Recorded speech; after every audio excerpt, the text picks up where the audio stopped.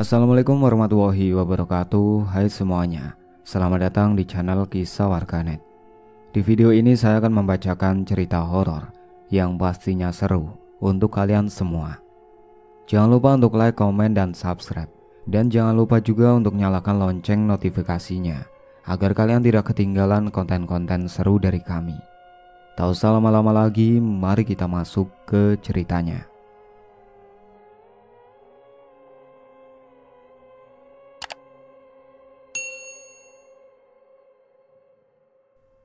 Nih uangnya, tapi ingat, harus kau kembalikan beserta bunganya.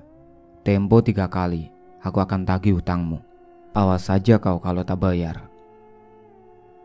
Iya pak. Surogo, seorang pria yang nampak sedang meminjamkan uang kepada seorang bapak-bapak tua dengan pakaiannya yang lusuh. Kala itu Surogo suka meminjamkan uang pada orang-orang yang sedang kesusahan cari uang. Namun parahnya, Surogo mematok bunga yang harus dibayar adalah jumlah separuh dari uang yang dipinjamnya. Dan kala itu, bapak-bapak tersebut meminjam uang 1 juta dan 3 bulan kemudian dia harus mengembalikan 1,5 juta. Kesehariannya Surogo hanya keliling-keliling kampung dan mencari korban lainnya buat pinjam uang padanya. Surogo sudah memiliki istri yang bernama Enda. Pernikahannya mereka sudah berjalan 6 tahun. Akan tetapi, sampai sekarang mereka belum dikaruniai anak satupun. Kesehariannya Enda kini selalu suka shopping dan kumpul arisan dengan temannya. Tidak hanya jadi tempat meminjamkan uang, akan tetapi Surogo dan Enda punya sebuah usaha yang sudah lama dikelolanya.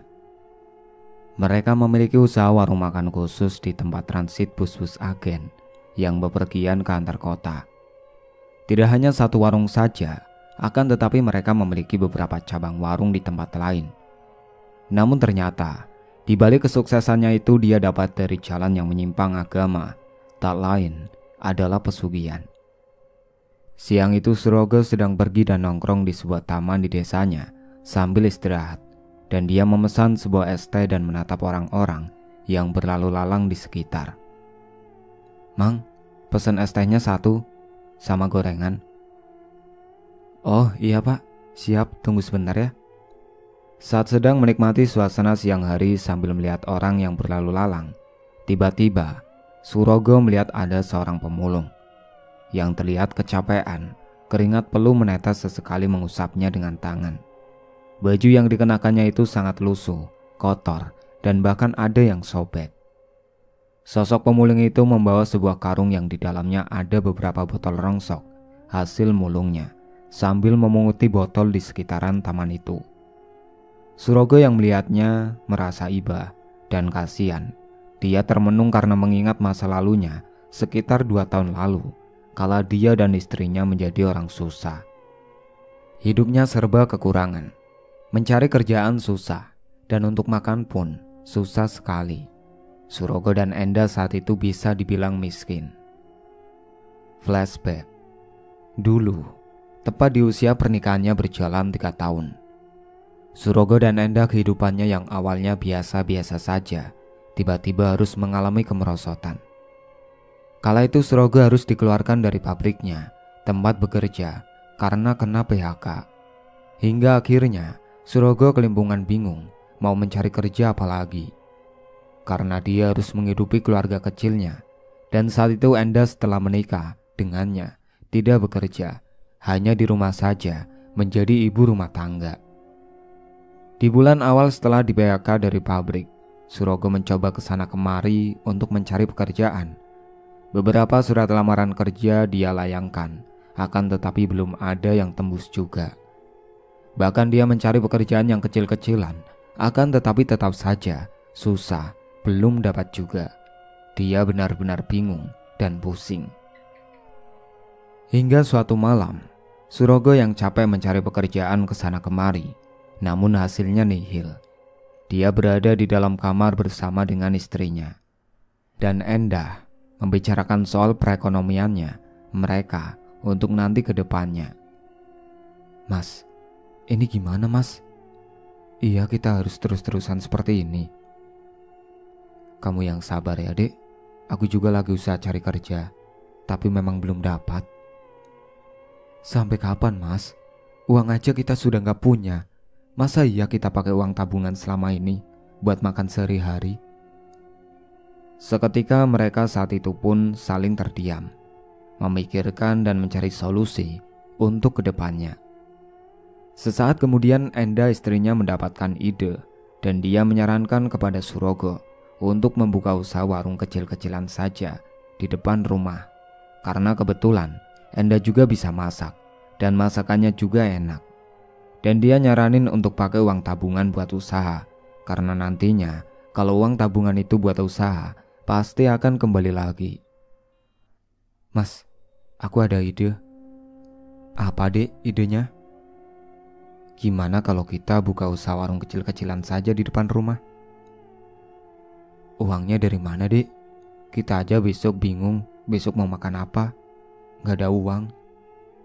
Kita pakai uang tabungan saja dulu mas. Kan nantinya kalau buat buka usaha bisa dapat untung. Iya kalau dapat untung, tapi kalau rugi gimana? Ih kamu mah ngomongnya gitu udah pesimis duluan. Yang penting kan kita usaha dulu mas. Ya udah deh, aku setuju. Keesokan paginya Enda dan Surogo mulai belanja ke pasar untuk masak lauk yang akan dijual di warungnya, kecil-kecilan di rumah. Setelah sudah siap semua masakannya, Enda dan Surogo mulai menata warung sambil menjaga warungnya. Semua makanannya sudah tertata rapi. Dan alhamdulillah, warungnya yang baru buka hari itu, tapi sudah ada yang beli dan orang berdatangan ke warungnya. Mereka pun semangat karena usahanya itu menurutnya berhasil dan hari itu mereka mendapatkan keuntungan. Namun usahanya itu tidak berjalan lama. Usai berjalan 2 bulan warungnya itu sepi. Jarang sekali sekarang ada orang yang beli ke warungnya. Membuat mereka kebingungan untuk mencari modalnya karena mereka selalu rugi, tidak ada pemasukan sama sekali. Akhirnya keduanya memutuskan untuk rehat sejenak dan menutup warungnya itu. Uang mereka semakin menipis dan tabungannya pun sudah tidak ada karena sudah digunakan semuanya untuk modal warung. Malam itu Surogo benar-benar bingung. Dia pun berniat untuk meminjam uang kepada saudaranya yang kaya raya. Namun dia malah mendapat respon yang sangat buruk dan membuat Surogo sakit hati. Maaf Kang, ganggu. Ada apa kau nelpon? Mau minjam uang ya? Iya Kang, kalau boleh saya mau minjam uang. Soalnya saya sekarang nganggur Kang, dan uangnya mau saya buat modal usaha warung. Kau ini bisanya cuma merepotkan orang saja. Datang kalau ada maunya saja. Sudah mending jadi pemulung saja. Percuma juga buka usaha. Paling juga gak bertahan lama. Nanti kau mau kembalikan pakai apa? Saudaranya itu menjawab dengan nada yang sombong. Mentang-mentang orang kaya. Saat itu, karena sudah sakit hati dan lemas mendengar respon saudaranya itu, Surogo langsung memutuskan sambungan telepon dan tidak menjawab lagi. Dia yang niatnya baik-baik mau meminjam uang malah dapatnya tekanan batin dan makan hati. Udah hidupnya pusing, ditambah omongan yang menusuk ulu hati. Enda istrinya yang saat itu mendengarkan mencoba untuk menenangkan Surogo yang terlihat sudah tersulut emosinya gara-gara ucapan saudaranya itu. Sabar mas, sudah, tidak usah diambil hati. Saudaramu itu memang orang seperti itu. Mungkin ini ujian untuk kita. Tapi tidak seharusnya dia bilang kalau aku harus jadi pemulung. Dia sudah merendahkan aku, Dek. Biarkan saja, Mas. Yang sabar, ikhlas. Esok paginya, Surogo pergi ke pasar sambil mencari pekerjaan. Namun belum juga mendapatkan juga. Dia berjalan ke sana kemari. Tiba-tiba saja dia menemukan sebuah brosur di tembok. Di dalam brosur itu terdapat informasi jasa dukun. Dan saat itu terbesitlah pikirannya itu untuk menggunakan jasa dukun untuk membantu masalah hidupnya. Dan brosur yang menempel di tembok pasar itu langsung dia sobek, ambil bawa pulang. Tanpa pikir panjang, sesampainya di rumah, Surogo langsung menyiapkan syarat yang ada di brosur itu, yaitu soal mahar. Karena pikirannya Surogo saat itu sudah buntu dan gak nemu-nemu kerjaan lagi. Akhirnya Surogo menceritakan kepada istrinya kalau dia akan menggunakan jasa dukun itu. "Dek, ini tadi aku dari pasar nemu brosur informasi jasa dukun. Gimana kalau aku pakai jasanya saja? Siapa tahu nanti bisa menyelesaikan masalah ekonomi kita, Dek." Saat itu Enda yang juga sudah nyerah dan bosan hidup miskin serta butuh uang untuk biaya hidupnya sehari-hari. Dia pun setuju. "Iya mas, aku setuju. Siapa tahu nanti kita bisa kaya raya. Aku sudah bosan hidup miskin mas." Keesokan paginya Surogo pun segera berangkat menuju ke tempat dukun itu. Dan nantinya dia akan naik bus menuju ke lokasi itu. "Dek, aku berangkat dulu ya." "Iya mas, hati-hati ya." Saat itu Surogo sudah membawa beberapa pakaian dengan tas berwarna hitam digendong di pundaknya. Segera dia pergi ke terminal bus. Perjalanannya yang ditempuh cukup jauh, menempuh waktu beberapa jam, karena berada di pelosok desa dan ada di dalam hutan. Beberapa jam kemudian akhirnya Surogo sampai juga di gerbang desa, dan dia menanyakan kepada kernet sebelumnya. Namun karena belum tahu pasti rumahnya dukun itu, Surogo pun mencoba bertanya kepada warga desa dengan menunjukkan brosur yang dibawanya itu. Sembari berjalan tak tentu arahnya mau kemana saat itu, ada salah satu bapak-bapak yang berjalan kaki berpapasan dengannya. "Maaf pak, saya mau tanya." "Oh iya pak, mau nanya apa?" "Alamatnya dukun ini di mana ya pak? Apa benar di daerah sini?"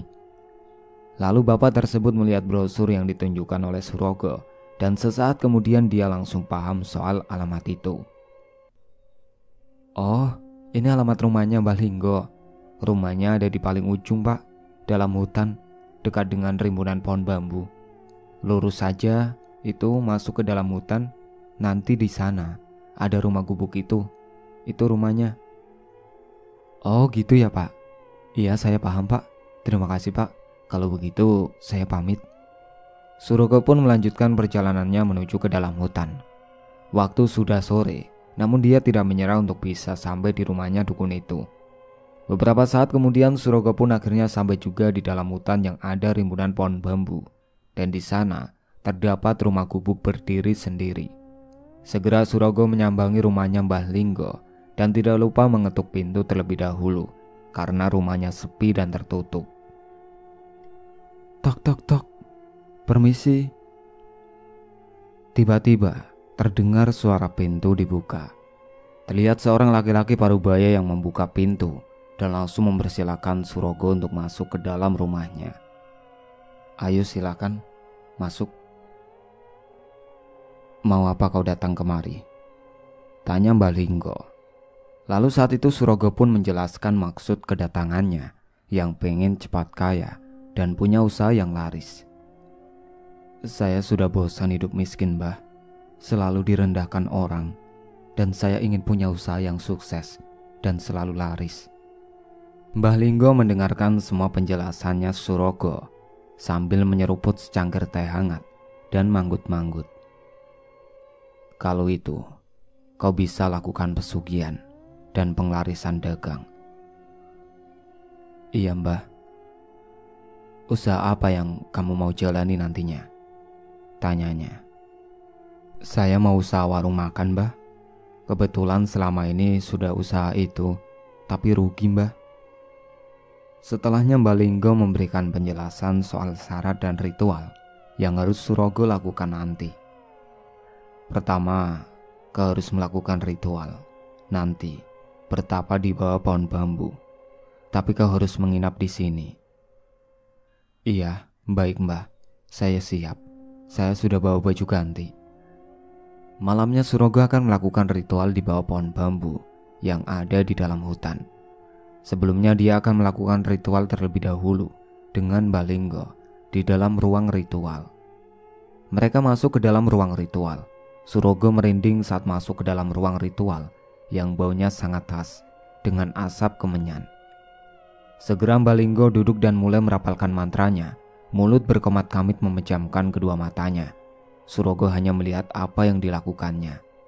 Di samping kemenyan yang dibakar itu, juga sudah ada beberapa sesajen untuk persembahan dan syarat ritualnya. Sesaat kemudian tiba-tiba hembusan angin kencang masuk ke dalam ruangan, membuat Surogo merinding. Setelahnya Balinggo memanggil demit simpanannya untuk berkomunikasi dengan sosok itu, supaya nanti Surogo dapat berkomunikasi dengannya saat melakukan ritual. Tiba-tiba saja terdengar suara gebrakan jendela, dan di pintu di dalam ruangan itu membuat suasana semakin mencekam. Terlihat ada sebuah asap tebal yang masuk, dan baunya sangat busuk, menyengat ke dalam hidung. Sesaat kemudian, asap tebal itu perlahan-lahan berubah menjadi sosok yang sangat menyeramkan sekali.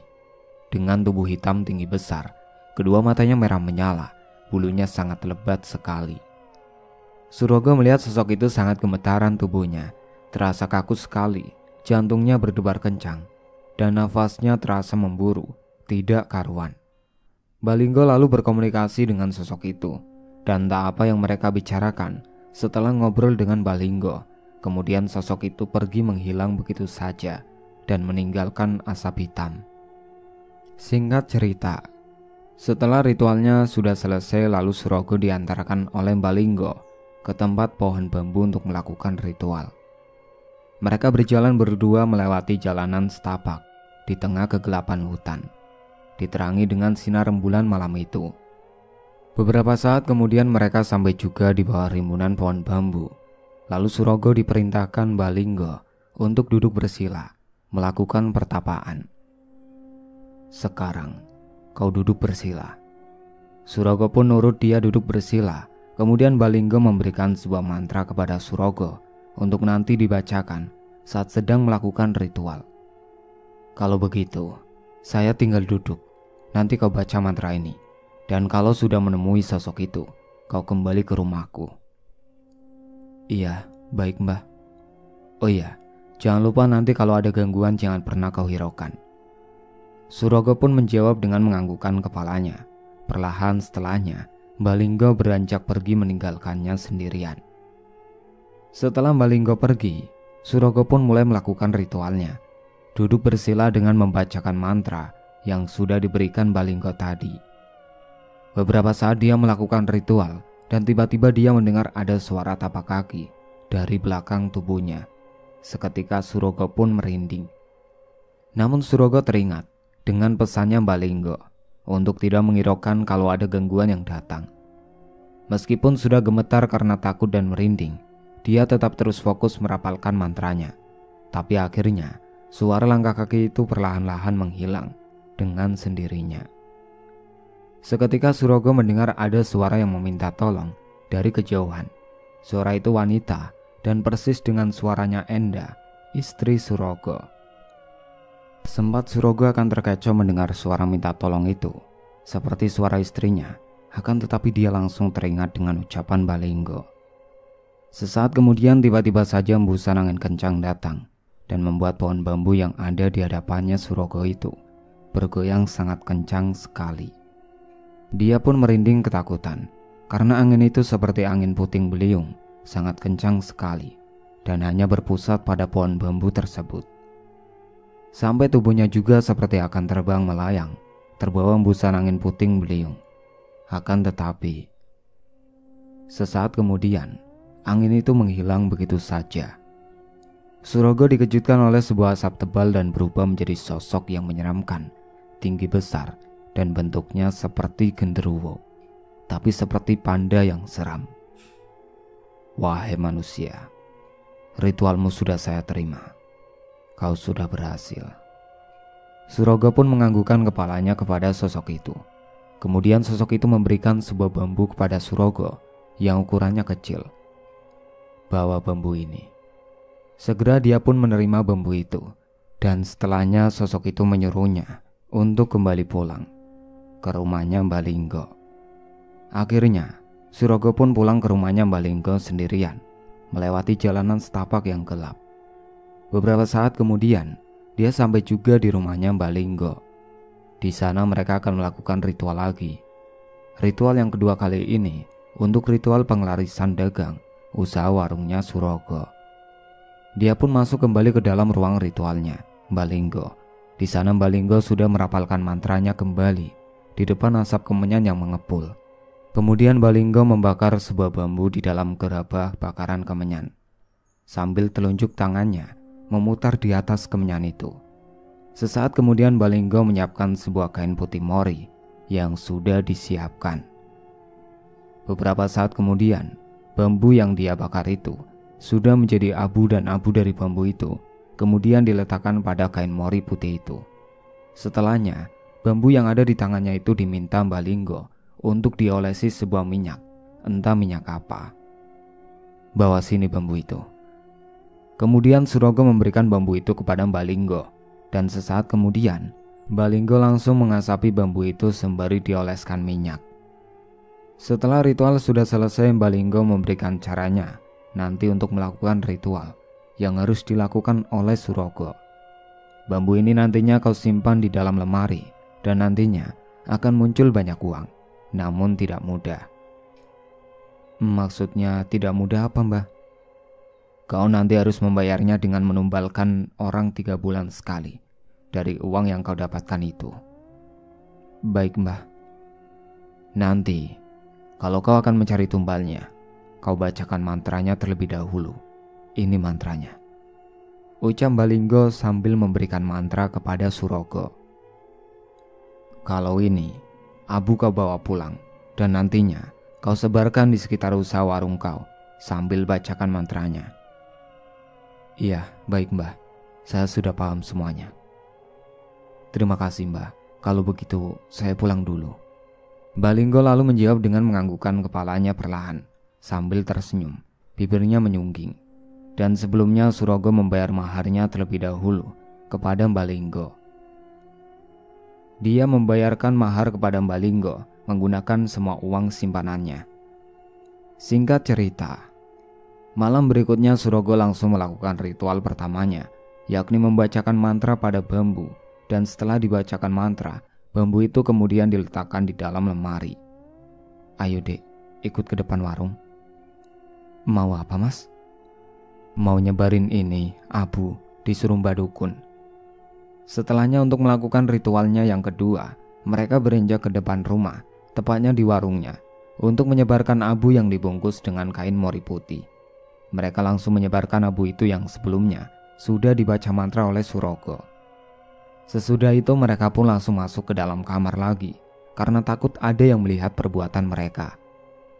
Dek, besok kita mulai jualan lagi ya. Siapa tahu setelah pakai penglarisan, warung kita jadi ramai. Tapi mas, kan kita sudah tidak punya uang modal. Oh iya juga ya Dik. Seketika Surogo terdiam dan memikirkan bagaimana caranya. Namun sesaat kemudian dia teringat dengan ritual bambu yang sudah dilakukannya tadi. Tenang Dik, besok siapa tahu bambu itu sudah menghasilkan uang. Sekarang kita tidur aja. Iya mas. Saat itu mereka pun bersiap-siap untuk tidur. Surogo sudah tidak sabar untuk melihat hasilnya, sampai dia tidak bisa tidur dan terus melamun melihat ke langit dinding kamarnya. Tiba-tiba saja dia melihat ada sekelebat bayangan hitam yang melintas. Sontak Surogo pun terkejut, sementara istrinya terlihat sudah tertidur pulas saat itu. Karena merinding dan takut, Surogo langsung menenggelamkan tubuhnya di balik selimut dan mencoba untuk tidur dengan memejamkan kedua matanya. Singkat cerita, keesokan paginya, Surogo bangun lebih dulu karena dia sudah tidak sabar dengan hasil di dalam lemarinya itu. Dia langsung mengecek ke lemari dan membukanya. Saat lemari yang ada di dalam kamarnya itu dibuka, betapa terkejutnya dia melihat di dalamnya itu ada banyak sekali tumpukan uang yang entah berapa jumlahnya. Wah, aku kaya, ucapnya dengan gembira. Lalu Surogo pun segera membangunkan Enda istrinya yang masih tidur. Dek, bangun dek. Ada apa sih mas? Dek, lihat ini dek. Kita kaya raya dek. Sontak Enda yang mendengar ucapannya suaminya itu langsung bangkit dan membelalakan kedua matanya yang tadinya malas untuk melek. Dia terkejut melihat ada banyak tumpukan uang dan dia sangat senang sekali. Mas, kita kaya mas. Kita banyak uang. Iya dek, sekarang kita siap-siap belanja ke pasar ya. Iya mas, ayo. Enda dan Surogo sangat bersemangat sekali. Mereka pun pagi itu pergi ke pasar untuk belanja. Dan mulai hari itu mereka bisa membuka kembali warungnya.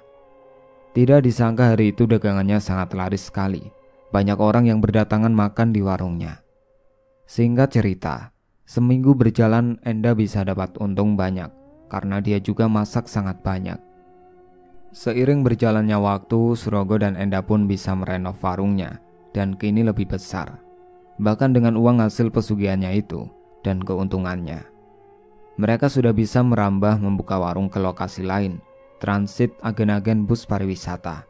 Omset kekayaannya pun semakin melimpah dan mereka sudah memiliki beberapa cabang warungnya. Mereka sudah bisa membuat rumah sendiri dengan sangat mewah dan megah di desanya dan memiliki mobil sendiri. Sementara Surogo, dia memutuskan menjadi orang yang selalu meminjamkan uang kepada orang yang butuh, namun dengan bunga yang tidak wajar. Akan tetapi orang yang berutang dengannya karena memang sangat butuh uang, akhirnya mereka menerima persyaratan dari Surogo dengan bunga yang tinggi. Dan dari bunga itulah Surogo mendapatkan keuntungan lebih banyak, membuatnya semakin kaya raya.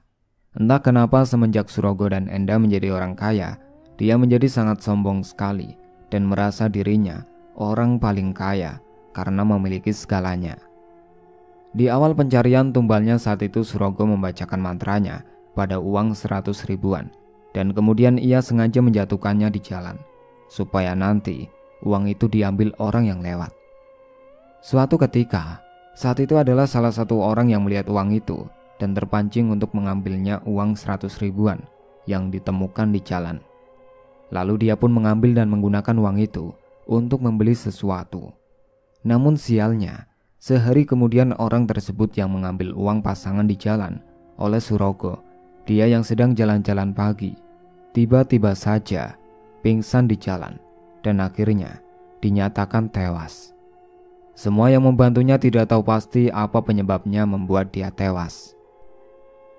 Saat itu dia sedang jalan-jalan pagi, tiba-tiba saja melihat ada sosok tinggi besar dan menghalangi jalannya. Sosok itu lalu meniupkan ke arah seseorang yang mengambil uang itu. Dan akhirnya dia ambruk pingsan dan dinyatakan tewas karena menjadi tumbal pesugihan pertamanya, Surogo dan Enda. Flashback selesai. Kala itu Surogo yang sedang melamun karena mengingat tentang masa lalunya itu, dia dikejutkan dengan amang-amang yang datang membawa es teh dan gorengan pesanannya. Mas, permisi, ini gorengannya mas. Sontak Surogo pun terkejut dan langsung tersadar dari lamunannya dan mengucapkan terima kasih kepada amang-amang tersebut. Makasih ya mang. Iya sama-sama mas. Masnya saya lihat dari tadi melamun. Gak baik mas yang bolong seperti ini melamun. Iya mang. Usai penjual itu pergi, Surogo bergumam sendiri sembari menyeruput es teh pesanannya. Sudah 3 tahun dia menjalani pesugihan dan penglarisannya itu, dan sudah banyak orang yang jadi tumbal pesugihannya. Dan kini sudah 3 bulan lagi dia harus mencari tumbal baru. Singkat cerita, malam harinya Surogo membacakan mantranya pada uang 100 ribuan lagi, dan rencananya besok akan dibuang di jalan lagi supaya ditemukan oleh orang. Semenjak dia melakukan pesugihan itu, setiap malam dia dan Enda, bahkan setiap hari, mereka selalu mendapatkan gangguan dan teror yang membuat mereka tidak nyaman dan tidak tenang. Malam itu setelah dia merapalkan mantra pada uang, tiba-tiba saja Surogo ingin buang air kecil ke kamar mandi. Tiba-tiba saja Surogo melihat ada sekelebat bayangan hitam yang melintas. Dia pun terkejut, namun setelahnya tidak memperdulikan lagi. Karena sudah kebelet, dia pun beranjak ke dalam kamar mandi.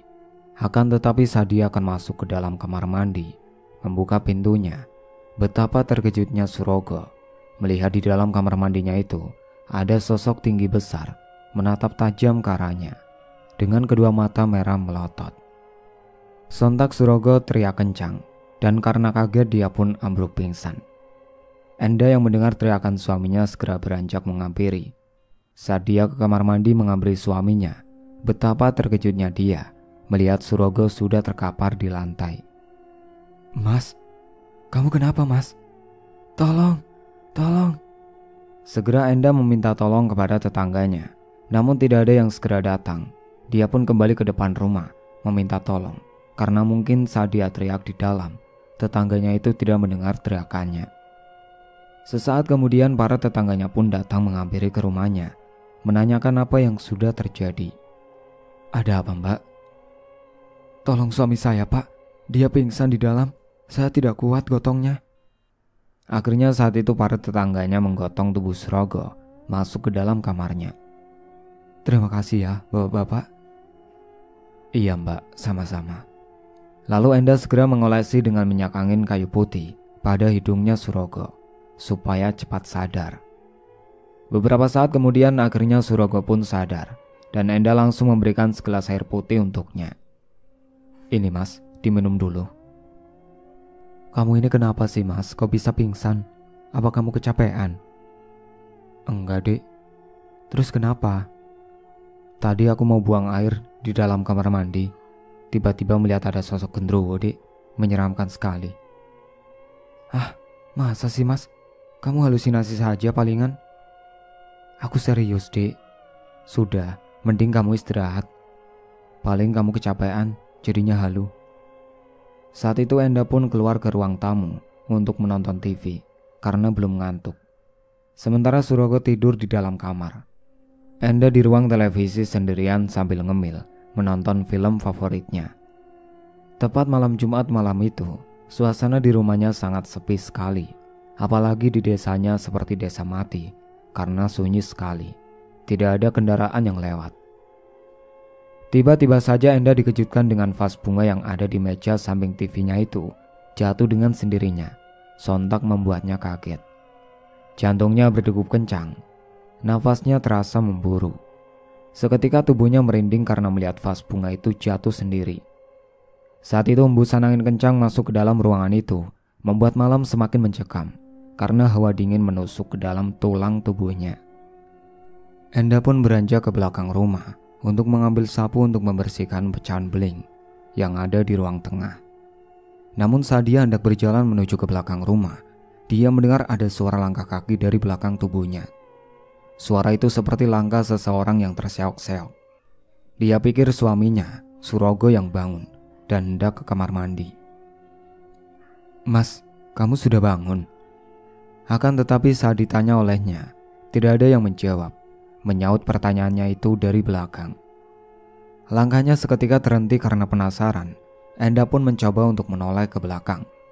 Saat dia menoleh ke belakang, betapa terkejutnya Enda karena di belakangnya itu ada sosok tinggi besar dengan gigi taring yang tajam dan panjang. Saat itu Enda hanya bisa terdiam kaku. Tubuhnya tidak bisa digerakkan sama sekali. Ingin teriak pun susah karena mulutnya terasa terkunci. Hingga akhirnya Enda pun ambruk pingsan. Saat itu juga tubuhnya terkapar di lantai. Enda pingsan sampai pagi hari karena Surogo malam itu sudah tertidur pulas dan tidak tahu apa yang terjadi dengan istrinya. Keesokan paginya Surogo bangun lebih awal. Dia hendak ke kamar mandi cuci muka. Saat itu dia melihat Enda, istrinya, sudah terkapar di lantai. Dek, kamu kenapa, Dek? Kok bisa dia tidur di lantai? Segera saat itu Enda langsung diangkat ke sofa ruang tamu dan mencoba untuk dibangunkan. Sesaat kemudian akhirnya Enda pun terbangun. Ketika membuka kedua matanya dia kebingungan dan seperti orang linglung. Aku kenapa, Mas? Aku yang harusnya nanya sama kamu. Kenapa kau bisa tidur di lantai? Bentar, aku ambilin teh hangat dulu. Sembari menunggu Surogo mengambilkan teh hangat, Enda mengingat-ingat apa yang sebenarnya terjadi. Ini minum, Dek, biar lebih tenang. Aku habis ini mau pergi ke pasar, Dek. Mau apa, Mas? Ini kan sudah waktunya kita nyari tumbal, Dek. Iya, Mas. Semalam aku kaget saat nonton TV. Vas bunganya jatuh sendiri. Itu aku belum sempat bersihin pecahannya, ucap Enda sambil menunjuk ke arah vas bunga itu.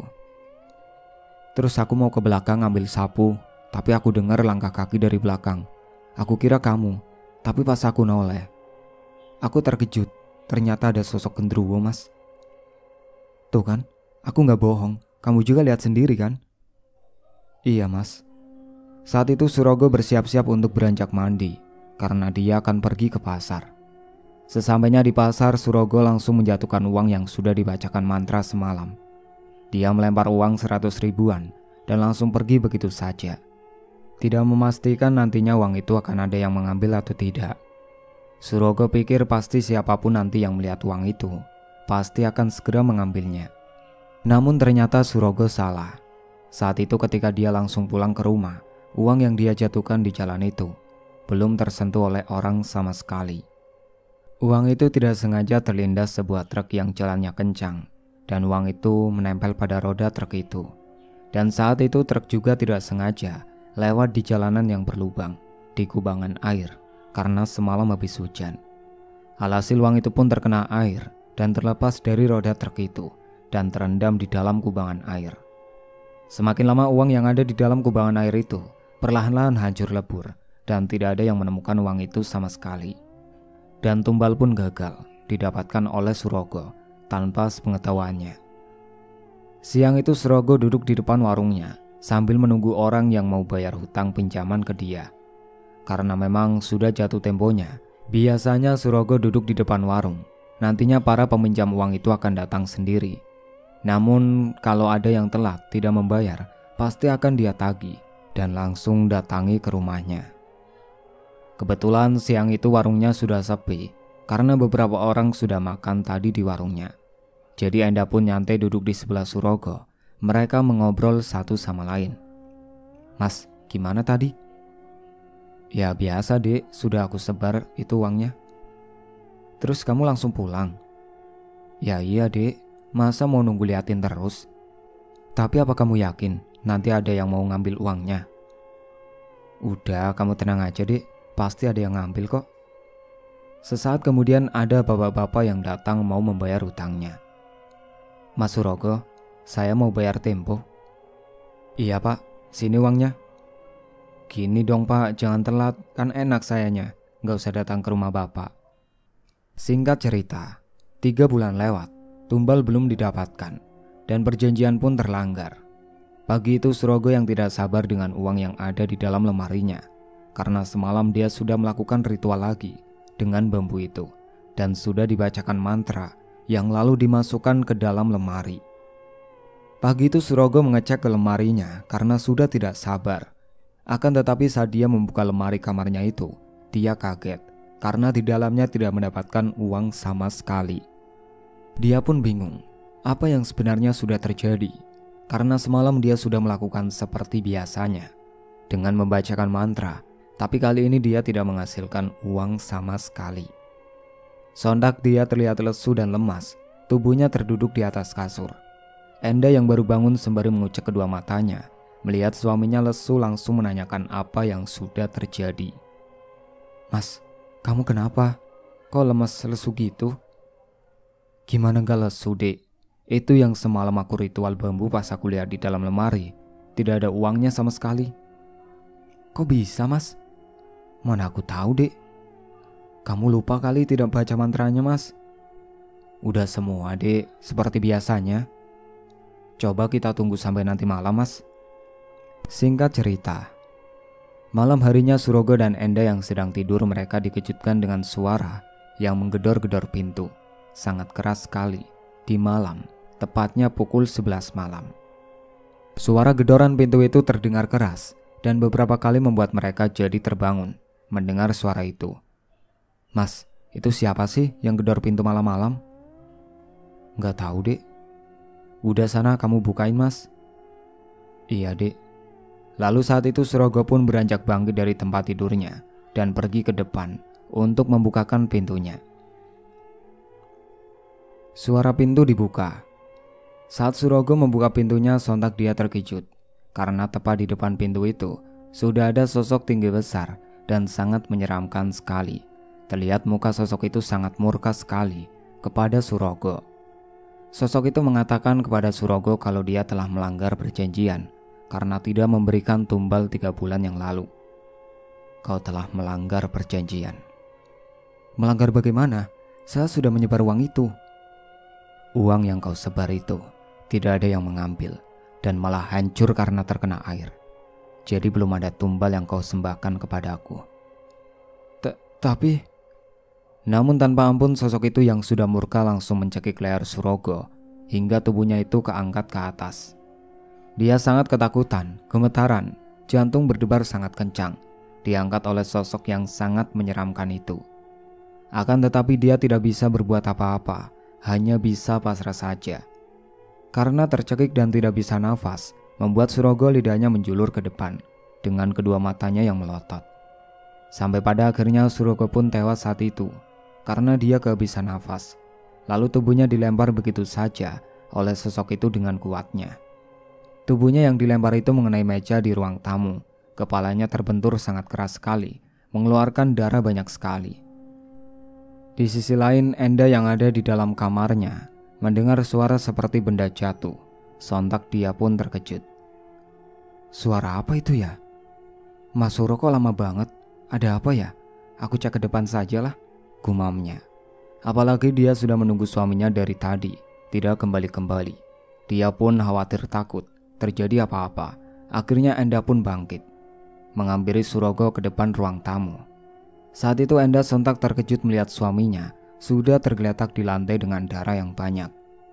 Saat itu Enda yang sedang panik dan menangis histeris melihat suaminya terkapar di lantai penuh darah dan tidak tahu apa penyebabnya. Tiba-tiba saja dia terkejut dengan sosok menyeramkan berada di atasnya. Saat itu Enda langsung terbujur kaku, tubuhnya tidak bisa digerakkan, mulutnya pun langsung terkunci. Dia ketakutan melihat sosok itu dengan kedua mata yang menyala dan gigi taring yang panjang serta tajam berada di mulutnya. Sosok itu lalu langsung segera membunuh Enda yang terdiam kaku sama seperti yang dilakukannya tadi dengan Surogo. Tubuhnya Enda langsung dicekik kuat-kuat dengan tangannya diangkat ke atas. Enda langsung menjulurkan lidahnya keluar karena tercekik dengan kuat. Kedua matanya pun melotot tajam, nafasnya terasa berat. Kau harus mati, ucap sosok itu. Setelahnya Enda pun hanya bisa pasrah. Dia terdiam karena tidak bisa berbuat apa-apa. Sesaat kemudian tubuhnya itu langsung dilempar sangat kencang sekali ke bawah lantai. Kepalanya langsung terbentur meja sama dengan Surogo sebelumnya. Dan akhirnya darah bercucuran dari kepalanya. Saat itu juga Enda tewas. Mereka pun tergeletak di bawah lantai. Esok paginya ada seorang warga yang datang ke rumahnya karena akan membayar hutangnya. Tok tok tok, Assalamualaikum. Beberapa kali dia mengetuk pintunya dan mengucap salam, akan tetapi belum ada yang menjawab. Loh, pintunya nggak dikunci ya? Bapak-bapak itu yang melihat pintunya tidak terkunci dan terbuka, dia mencoba untuk membukanya karena ingin memanggil ke dalam biar lebih jelas. Akan tetapi saat dia membuka pintunya, dia malah dikejutkan dengan Surogo dan Enda yang sudah terkapar di lantai dengan darah banyak sekali dan baunya sangat amis. Sontak dia langsung teriak meminta pertolongan kepada tetangganya karena keduanya setelah dicek sudah meninggal dunia. Sesaat kemudian pagi itu para tetangganya berdatangan dan menanyakan kepadanya. Ada apa pak? Itu pak, bu, di dalam Mas Surogo dan Bu Enda sudah tewas, darahnya bercucuran. Astagfirullahaladzim. Sontak mereka pun langsung beranjak masuk ke dalam rumahnya dan memang mereka sudah tergeletak. Saat itu segera para warga yang menyiapkan semuanya karena jenazah keduanya akan dimakamkan pada hari itu juga. Saat dimandikan, para pemandi jenazah itu ketakutan karena melihat jenazah keduanya itu, matanya melotot dan lidahnya menjulur. Saat akan dikafani pun walaupun sudah didoakan agar mata dan lidahnya tidak seperti itu, tapi tetap saja tidak bisa dibenarkan. Akhirnya mau tidak mau jenazahnya mereka dikafani dalam keadaan seperti itu. Setelah jenazahnya itu sudah dikafani dan disolatkan, sudah saatnya akan dimakamkan. Sesampainya di pemakaman saat itu galian makam mereka tiba-tiba saja banyak sekali cacingnya dan ukurannya besar-besar, membuat para pentasya jijik dan geli melihatnya. Tidak hanya itu, kedua jenazahnya mereka tiba-tiba saja jasadnya itu baunya amis dan anyir sekali, membuat semuanya menutupi hidungnya. Akhirnya galian makamnya itu segera dibersihkan cacing-cacingnya oleh penggali makam. Setelah semuanya sudah bersihkan, segera jenazahnya dimakamkan dan didoakan. Namun tiba-tiba saja Pagi itu langit sangat gelap sekali karena mendung. Para Pentasia pun segera pulang ke rumahnya masing-masing. Namun di makamnya itu dikelilingi kelelawar yang sangat banyak sekali jumlahnya. Singkat cerita, semua uang milik Surogo dan Enda yang ada di dalam rumahnya itu berubah menjadi daun bambu. Sementara warungnya Enda karena tidak ada yang ngurus, akhirnya ditutup semua dan bangkrut. Rumahnya itu pun akhirnya terbengkalai, tidak ada yang menempati. Menurut warga sekitar, rumahnya itu menjadi angker karena tidak ditempati. Para tetangganya setiap malam selalu melihat ada penampakan di rumah Surogo dan Enda. Ada yang melihat sosok tinggi besar menyeramkan. Ada juga yang melihat penampakan di rumah Surogo dan Enda. Ada yang melihat sosok tinggi besar menyeramkan. Ada juga yang melihat penampakan sosok Surogo dan Enda. Sesulit apapun kita hidup, jangan sampai melakukan jalan yang menyimpang agama demi duniawi dan harta yang melimpah. Carilah rezeki dengan cara yang halal. Harta hanyalah titipan dan tidak akan dibawa mati. Jangan sampai kita melakukan bersekutu dengan iblis dan sejenisnya. Itulah akhir ceritanya. Sekian dari saya. Wassalamualaikum warahmatullahi wabarakatuh.